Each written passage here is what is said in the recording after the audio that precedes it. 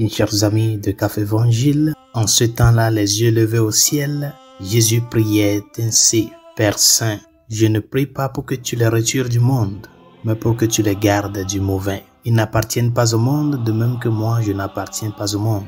Sanctifie-les dans la vérité, ta parole est vérité. De même que tu m'as envoyé dans le monde, moi aussi je les ai envoyés dans le monde.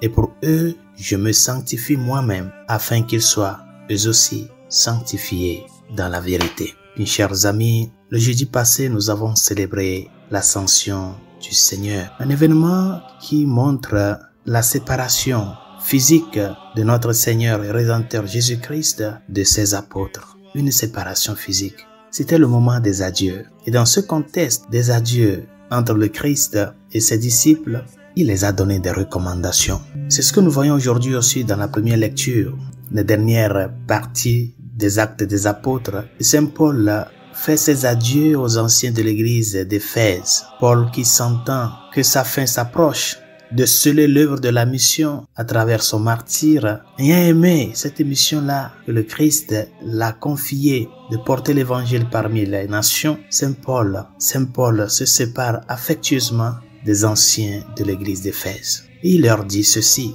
vous savez que les anciens, ce sont les prêtres, ceux à qui est confiée l'œuvre de guider le peuple de Dieu. Et Saint Paul, dans son discours d'adieu, dit ceci aux anciens de l'église d'Éphèse: veillez sur vous-même et sur tout le troupeau dont l'Esprit Saint vous a établi responsable pour être les pasteurs de l'église de Dieu qu'il s'est acquise par son propre sang. Tant dans le discours d'adieu du Seigneur à ses disciples et celui de Saint Paul aux anciens de l'église d'Éphèse, nous voyons qu'il y a une recommandation que le Seigneur a donnée à ses apôtres, que Paul donne aux anciens d'Éphèse. C'est-à-dire que les adieux ne signifient pas que maintenant chacun peut faire ce qu'il veut. Maintenant vous êtes libre de faire ce que vous voulez. Mais plutôt, c'est un moment de rappeler à ceux qui ont vécu l'expérience de l'amour de Dieu à travers le même Jésus-Christ ou à travers Saint Paul, les rappeler que la suite de la mission ne dépendra pas de leur manière de voir les choses, de leur manière de penser les choses, mais plutôt de leur sens, de préserver le dépôt de la foi qui est la tradition et de le transmettre dans la fidélité. Le dépôt de la foi en Jésus-Christ, l'amour au Christ, l'amour à sa parole, la préoccupation pour le salut des âmes. C'est cette conscience-là que le Seigneur a voulu réveiller dans la vie de ses apôtres lors de l'ascension. Saint Paul, de même avec les anciens de l'église d'Éphèse. Chers amis, quand se présentent les moments d'adieu entre des personnes chères qui nous laissent, peut-être pour une question de voyage, avec un retour, ou une question de voyage sans retour, peut-être la mort. Ces moments d'adieu, ce sont des moments de nous rappeler de ce qui va être maintenant notre mission. Nous avons reçu, nous avons hérité un trésor, c'est l'évangile. Et c'est pour cela que le Seigneur dit dans l'évangile de ce jour, en implorant le Père: sanctifie-les dans la vérité, sanctifie-les dans ma parole. Cette parole que je leur ai donnée à travers ma vie, à travers mon enseignement, que cette vérité les transforme.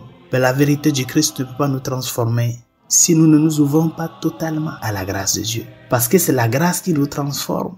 C'est la grâce qui nous fait vivre la vie en Dieu. Mais si nous ne nous ouvrons pas à la grâce, comment pouvons-nous être sanctifiés dans la vérité? La vie chrétienne, chers amis, la vie à la suite du Christ se construit sur la tradition de l'Église. La tradition fidèle et vraie, le dépôt de la foi que nous avons reçu de par la transmission constante depuis les apôtres jusqu'à nos jours.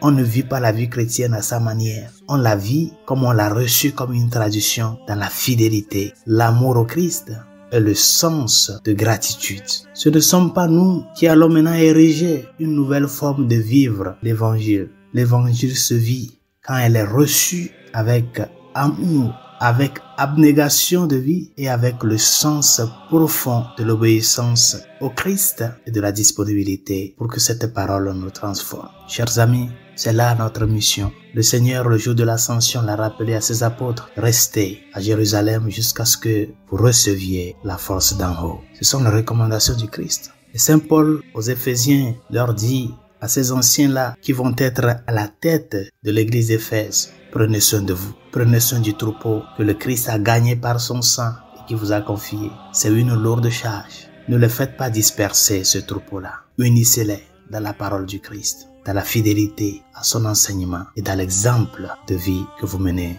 devant ce peuple. À cela, nous sommes tous invités, les yeux levés sur la croix du Christ, lui qui a tout donné. Acheminons-nous tous derrière lui et faisons nôtre ces recommandations du Seigneur afin de vivre notre appartenance à lui dans une attitude de conversion constante, de gratitude et d'obéissance. Bonne journée, Dieu vous bénisse.